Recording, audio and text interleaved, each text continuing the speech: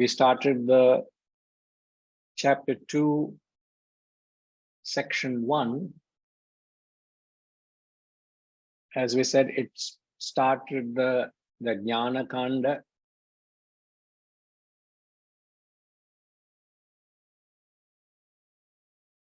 Prior to this, section 1, so chapter 1, section 2 gave out the Karma Kanda, the various ritualistic section.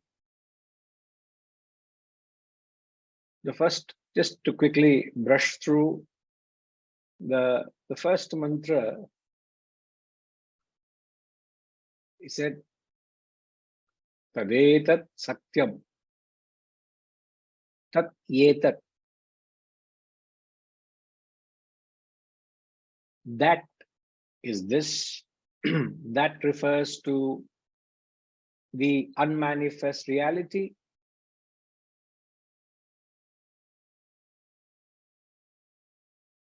Yetat, this refers to the manifested world.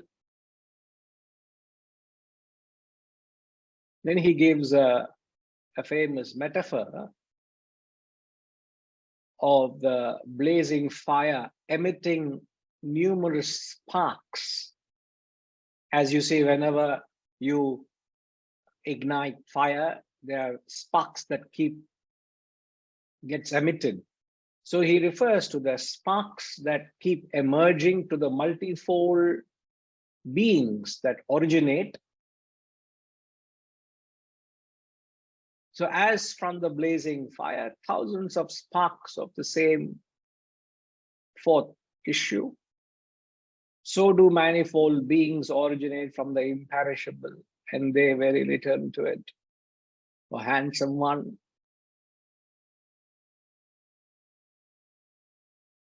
Somyaha.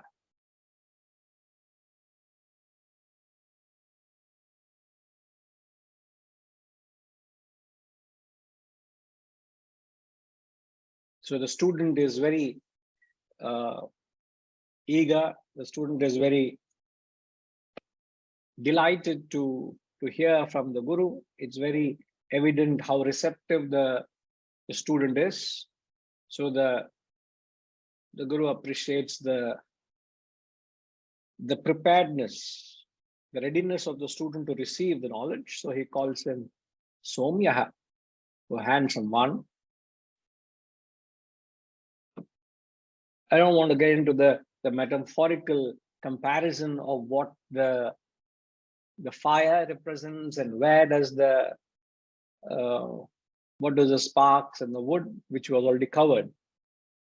And in the second mantra, he gives the most famous definition of Brahman. Divyo hyamurta purushaha. He says, Divya, it is self-resplendent. The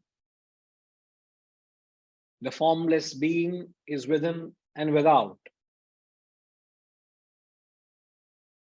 So ultimately, the highest shastras, the Vedas, whenever we study the Vedas, it gives a lift to our understanding as to what is God, what is Brahman. As I said, this is one of the most famous definitions, one of the most cryptic, very short and very famous definitions. So whenever they describe God or Brahman, they always described it as the formless reality. So there goes at it's challenging, it is demanding each one of us to rise beyond your petty attachment to some particular form. So the absolute reality is within and without. Anything that is all pervading is formless. There is no form. So a step we all have to take to appreciate the God beyond the limited form. So the formless reality is within and without.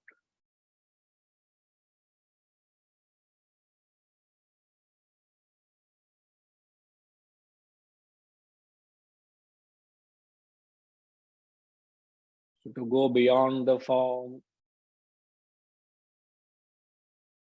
and try to attune to the Brahman as the formless, not easy.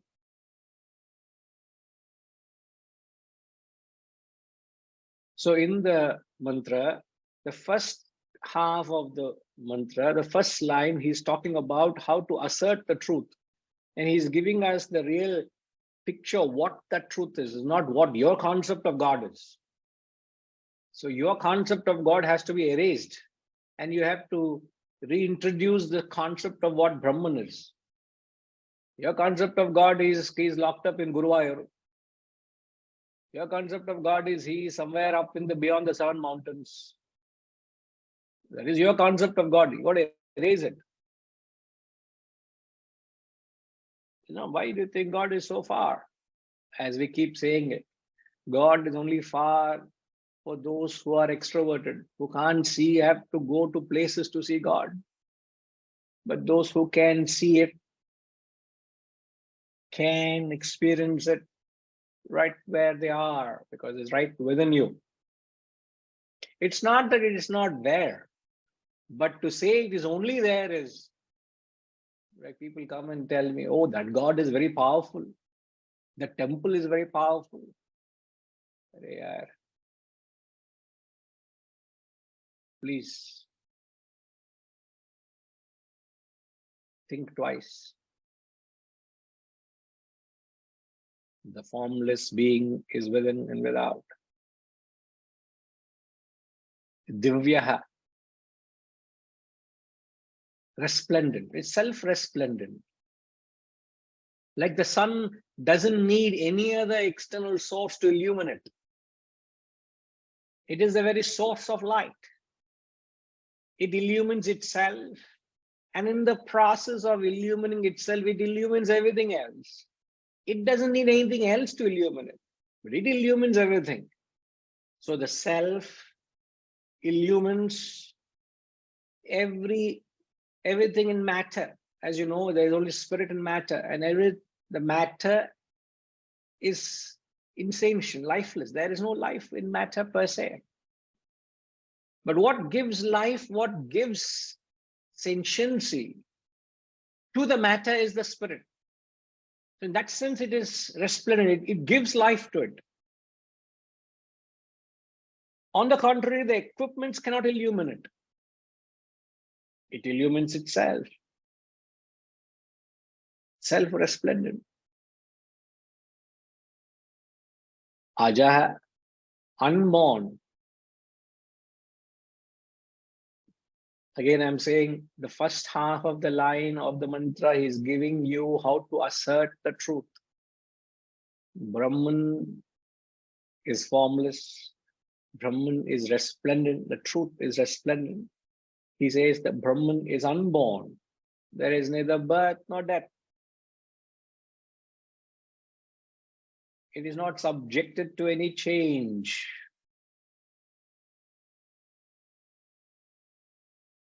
Any change that comes to us causes a lot of pain. So they say unborn means Brahman is the changeless.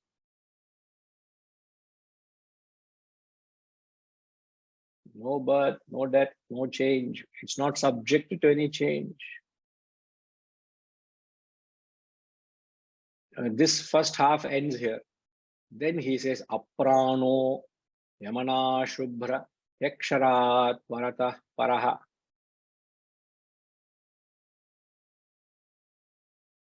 In one line, he says, without prana, vital air, without mind. When he says without, he's negating all the 5 koshas. What are the 5 koshas? Pranamaya kosha, Annamaya kosha. What are the koshas?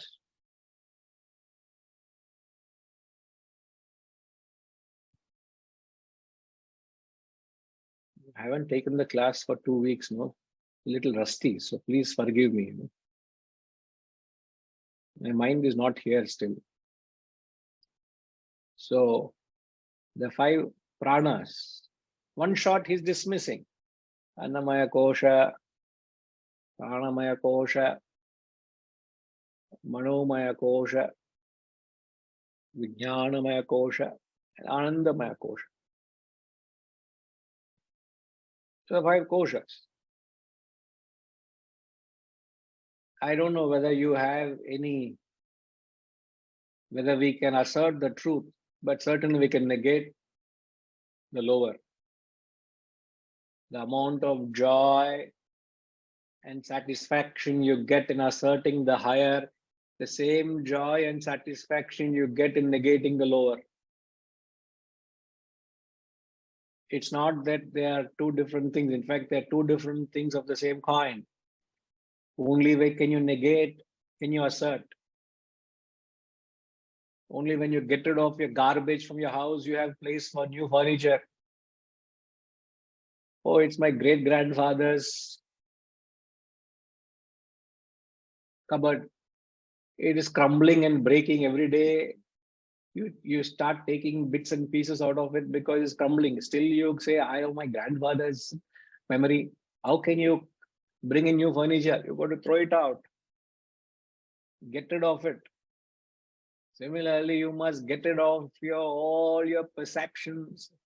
What are you? You're nothing but a conditioned personality. You're conditioned by your thoughts. You're conditioned by your experiences. You're conditioned by your limited self. You have to negate that. Must gather some strength from somewhere to say no to that you have been asserting all this while. And the satisfaction you get in negating the lower is as good as becoming the higher, is as good as in reaching the higher. Because the moment, only when you negate the lower will you reach the higher. So negation and assertion are 2 essential qualities of a spiritual practitioner. So first of all, find out what are you asserting and then start negating it. But here he says, I am not the body, I'm not the mind, I'm not the intellect, I'm not this vasanas. Now what more is left? Nothing is left. Atman is left. I have negated everything of matter. What is left is spirit.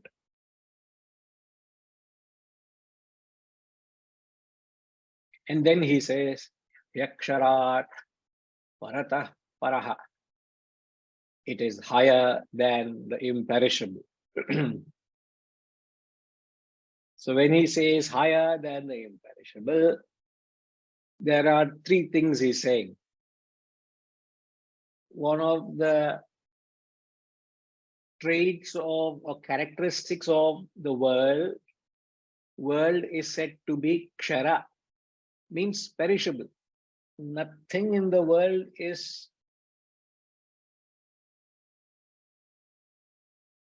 permanent. It's perishable. It passes away. It ceases to exist. Kshara.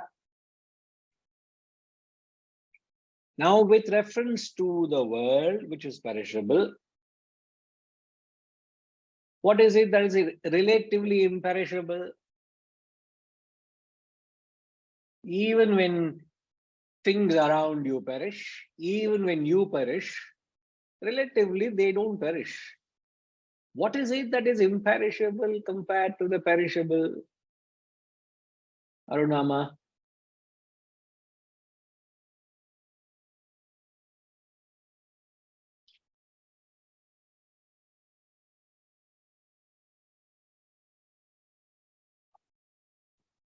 Hari Om Guruji.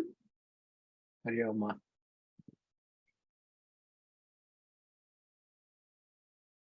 Okay, what comes to my mind is what is imperishable. Can I say with an example?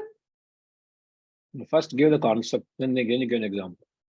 Okay, that means whatever, I mean, even the form is lost, but what is formless exists. Yeah. We must think in the context. He says Brahman is higher than the imperishable, right? When he says higher than the imperishable, it is other than the imperishable. He is not describing Brahman as the imperishable. He's saying a greater than that. So to get to what that other than the imperishable, we are moving from point 1, because he's saying Brahman is point 3. Always remember, Brahman has been described in Trinity, in threefold steps they have described. So if the world around you is perishable, and the world includes you, if everything around you is perish, you think, are you going to be imperishable? No, you're also going to perish. I'm also going to perish someday, isn't it? Yes, Guruji. Now, if everything around you is perishable, what is imperishable? That means it is beyond the perishable and the imperishable. Correct.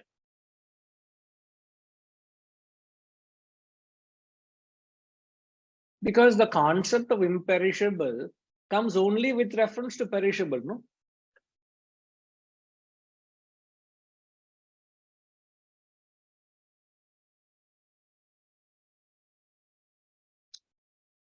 You get it? Yes, It's like there's a conversation between a grandfather and a grandchild. The grandfather is a very wealthy merchant. There's a conversation. The grandchild is innocently asking the grandfather, how rich are you? How does he describe, how does he explain to him how rich he is? They are living in a palatial bungalow. First he says, you see all this? This belongs to me. It also belongs to you. Oh, is it?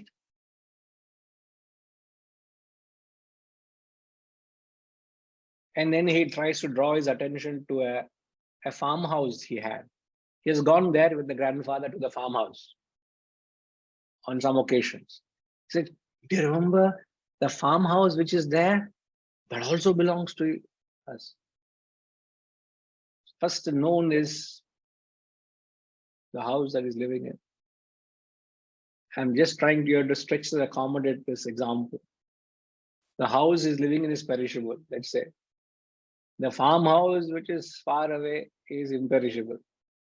But then he says, I have got so much more land far beyond the farmhouse also, which the child cannot fathom.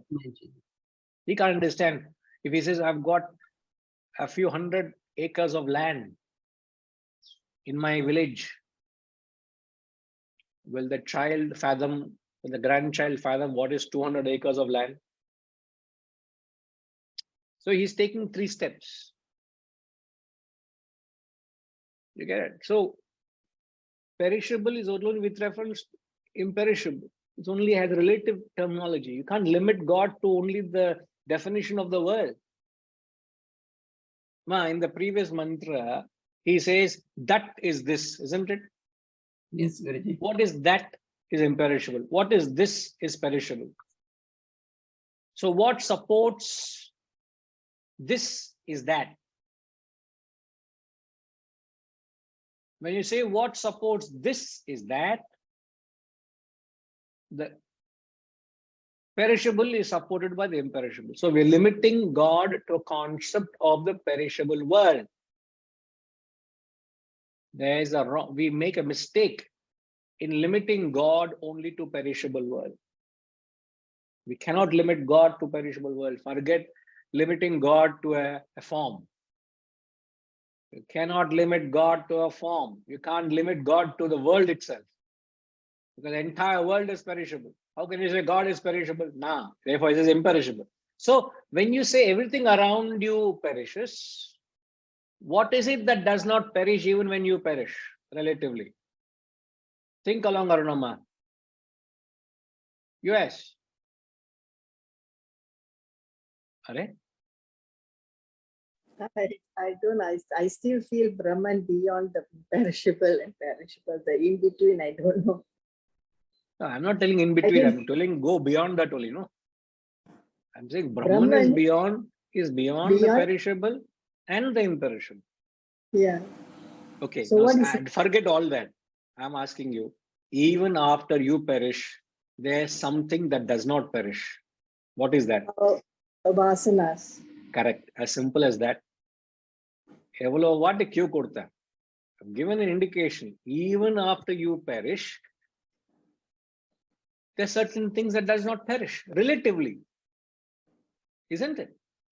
So what is it that has been with you prior to this embodiment? What will remain with you later to this embodiment is your vasanas. So if perishable is the world, what is the vasanas? The creation of the world. And who is the creator of the world? Brahma. So Brahma is said to be the cause of the perishable, which is the imperishable, which is your vasanas.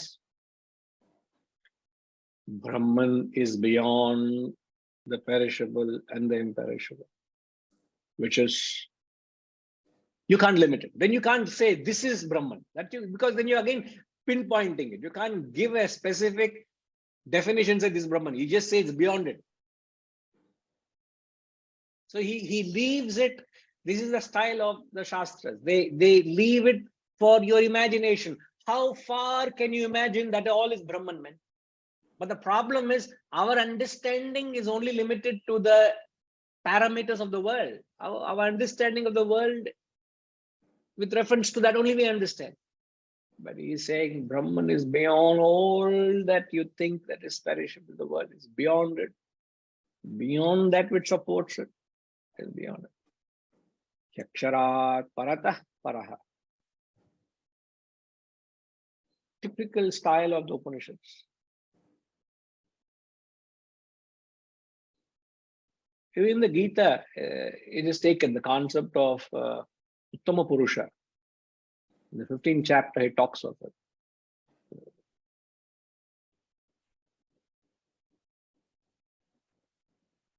All right. This is what we had covered.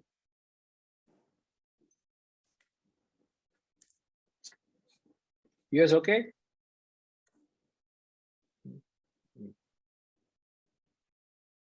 Right. Move on. We'll take mantra 3, please.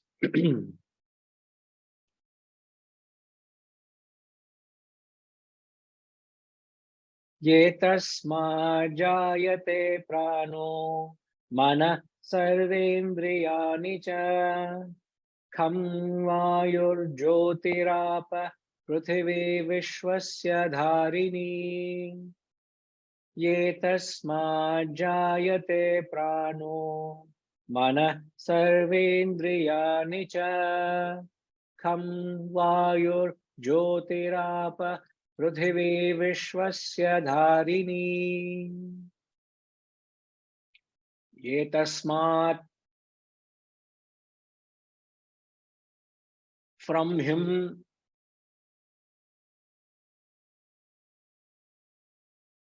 jayate, are born. What are born?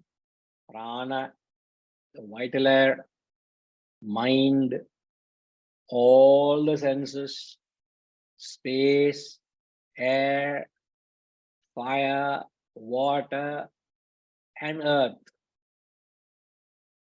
Vishwasya dharini. It is the supporter of all.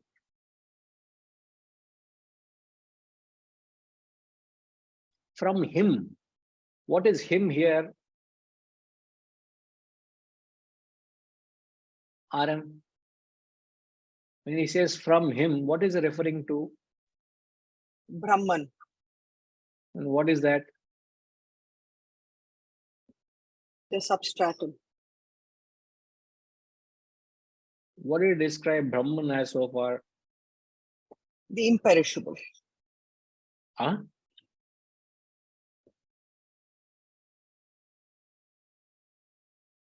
In the second mantra, how did it describe Brahman as? That. Divyo Murta Purushaha. What is that? Resplendent, formless, within and without. So, from him refers to that Brahman, which is the formless reality. So, from the formless, the form has emerged. So, mantra 3 and mantra 4 are talking about how the forms have emerged with reference to the microcosm and macrocosm.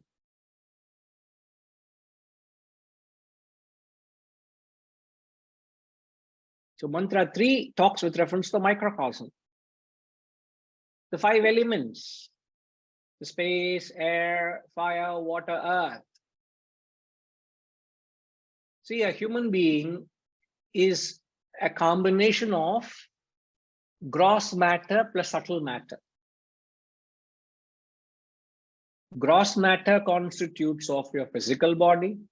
Subtle matter constitutes of your manas, buddhi, ahankar and chitta, subtle body. So the gross body and subtle body, which is gross matter and subtle matter, constitutes a human being. And this gross matter and subtle matter are born from what?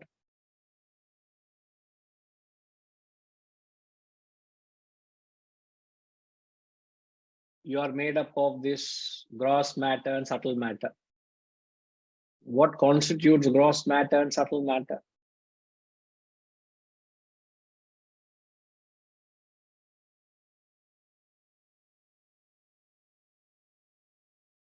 UK?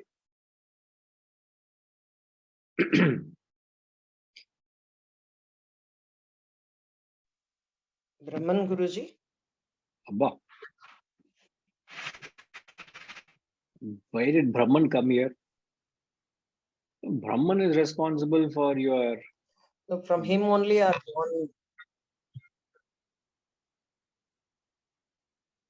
No, all emerge, he's saying. He says, I am all born from me.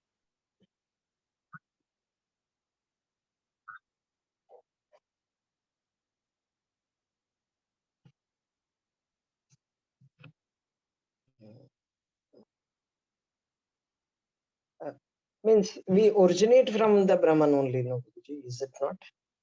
This is a sign of 2-3 weeks no class. I can see the effect very clearly.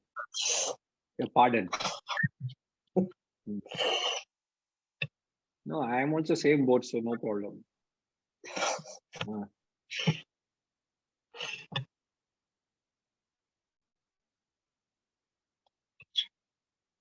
RR.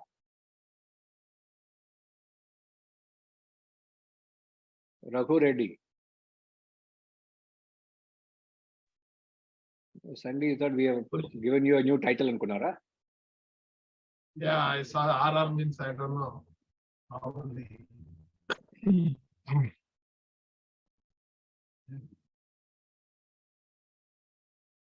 What's the question, sir? The question is from where these two came? The physical body, the gross matter and subtle matter. What constitutes the gross matter and subtle matter? Correct. What constitutes? Gross matter is physical body and subtle matter is manas, buddhi. And Correct. Which is what you are. yeah. What constitutes it? Gross matter, I think it is all coming from Panchabhutas, air, water, earth, and space. Okay. That is all a mix of the gross matter. And when the body, we leave the body, this body distributes again into the Panchabhutas. Correct. Everything takes away the air, goes away, the earth will take the mass of the water and all those things. And the rest of the subtle matter will also get distributed. for probably. No, we don't want your share. We don't want share of your subtle matter. What do you mean distributed? A property or what to distribute? You Stop the keep your subtle subtle matter property with you only. Huh? Yeah. Now, what So happens to when- subtle matter? It doesn't die, sir. What we said earlier, we said that imperishable is a vasana. So relatively, the subtle matter is carried forward into the next birth. But however, what constitutes that matter? It's staggering concept. It's fabulous. We can't even conceive that.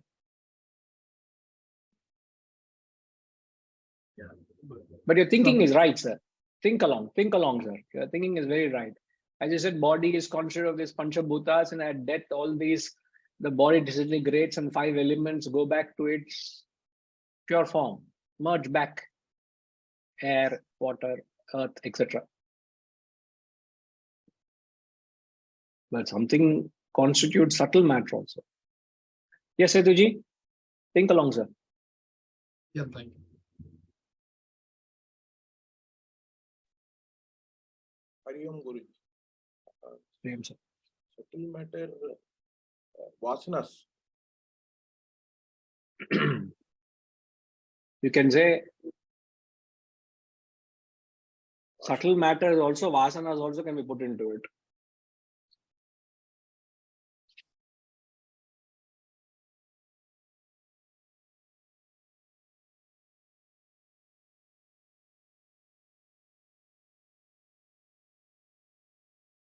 What causes it?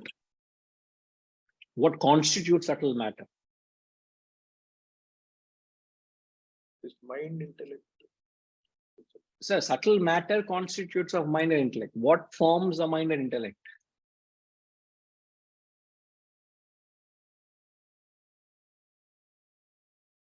As Rajima had posted, Ignorance. Ignorance. no. Interestingly, sir, the cause of matter, which is gross and subtle, is your panchabhutas, 5 elements. The same 5 elements which constitute to form gross matter, the same elements constitute to form subtle matter as well. And the concept of how gross matter and subtle matter has emerged from the panchabhutas, that concept is known as panchikarana. If I'm not wrong, it's the 9th verse of Atma Bodha. Do we have the diagram, ma? Can you share, Gayatri ma, the diagram? Yes, Guruji, 1 minute. Yeah, take your time. Ma. So the diagram which we're going to share explains, which is only captured by the great Adi Shankaracharya. Nobody else has ever spoken of it. Even the Upanishads don't talk of it. They just mention it here. But actually how it has happened is been captured in the text Atma Bodha. And the concept is known as Panchikarana. And there you go. So if you see in the first row, you have these 5 elements, that's space, air, fire, water, earth. Tanmatras. Tanmatras means they are in their pure, original, nascent form, pure form. So he says these elements go through a process of panchikarana. What happens? The second step is each element, the pure element, divides itself into 2 halves. A third, 1 half remains as it is, and the other half splits into 4 parts. And in the 4th, Setuji, seeing the diagram, can you explain the 4th row, first column under space?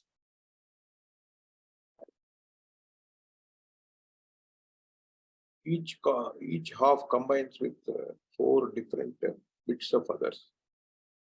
Correct. Each half combines with the 4 quarters of other end. So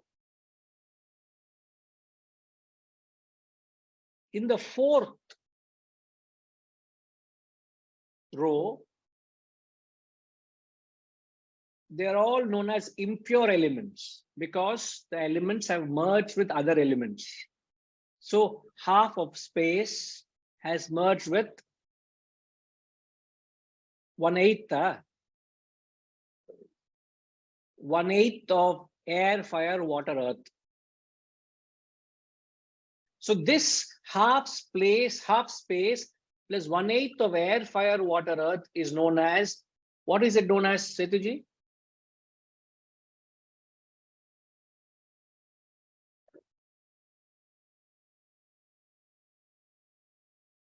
That is known as impure space. Eva,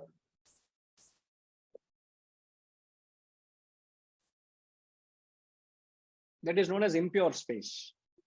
Now, exactly the same way, half of air mixes with other 1/8 of other elements. That is known as impure air.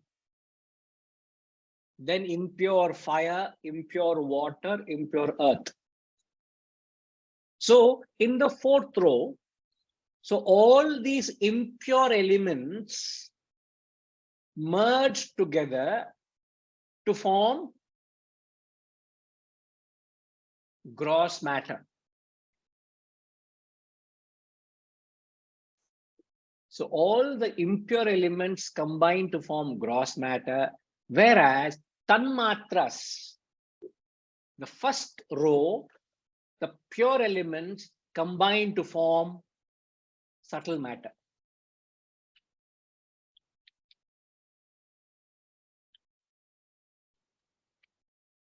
So the pure elements form subtle matter, the impure elements form gross matter. Therefore, it is not wrong to say that it is the 5 elements which go through the process of Panchikarana that combine to form subtle body and gross body, which is nothing but subtle matter and gross matter.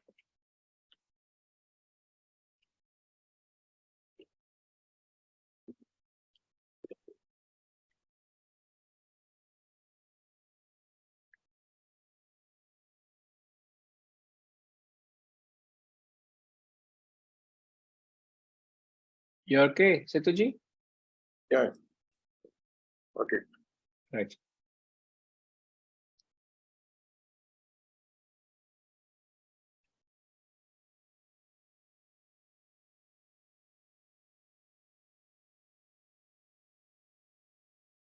And what is the connect between gross matter and subtle matter?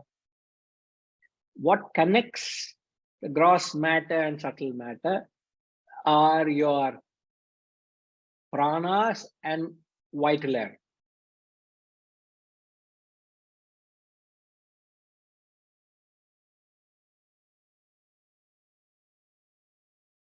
Sorry, prana, which is vital air, not andal air. What are the 5 pranas? Prana, apana, samana, vyana, udana.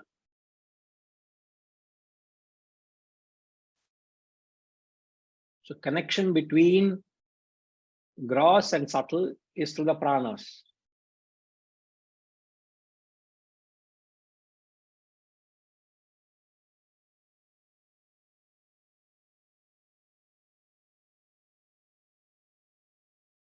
So from him, the prana, which is vital air, the mind and all the senses, space, air, fire, water, earth, all of them have emerged.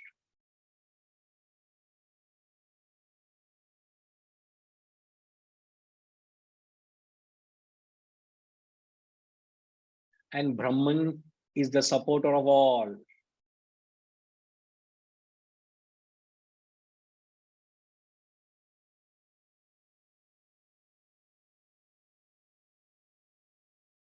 Now, we can't say, oh, Brahman is supporter of all, therefore Brahman is responsible for everything. No.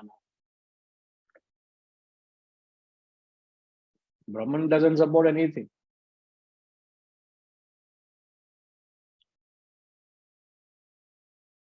But when he says supporter of all, what does it mean?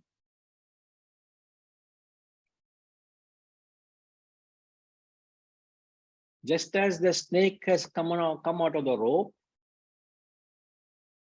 exactly the same way all of this has come out of me. The cause is ignorance, avidya.